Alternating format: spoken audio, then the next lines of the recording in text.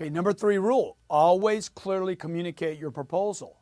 Look, it's important that you rehearse, because if you rehearse, you're going to know your presentation. And you want to clearly communicate what your offer is.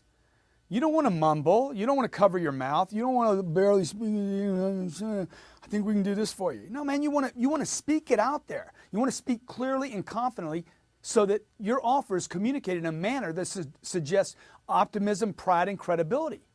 Like if you were trying to get everybody out of the theater, hey man, come on, let's go. See, somebody's going to lead the group out of the theater because the place is burning down. That means you got to really put your voice out there. You can't mumble, you can't whisper, you got to. So like when I speak to people, when I speak to an audience of 1,000 people, I'm not speaking to the first row, I'm speaking to the back row. I want everybody to get the communication. Look, no one's going to trust you if you don't communicate clearly and confidently and project your voice.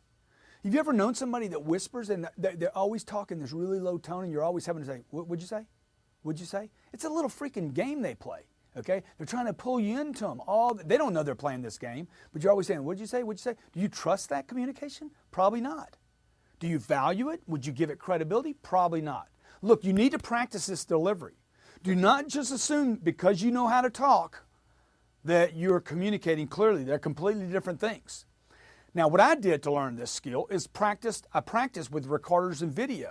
Literally for years. And then I would play those recordings back to ensure that I was coming across, that my communication was actually penetrating, not just hitting. That my communication didn't just get across, it actually made a difference. Like it didn't just hit them and bounce off, it went through. You get it? I want to penetrate. I want to push the communication through. I want a good, clear voice. I know we can do this. Right? Not, I think we can do this. I know we can do this. Here's your proposal I worked out for you. I need your initials here. John, I need your okay here, here, here, and here. Let's get this done. Hey, John, follow me, okay? Hey, you want to do this afternoon or you want to do it tonight? I'm communicating clearly. Would there be any reason you couldn't make it?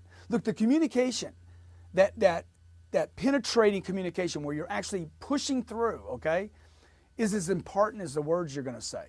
Know what you're going to say. Say it with confidence. Think in terms of, I'm going to talk in caps. You know, capital letters? You ever text somebody in caps and they're like, you screaming at me?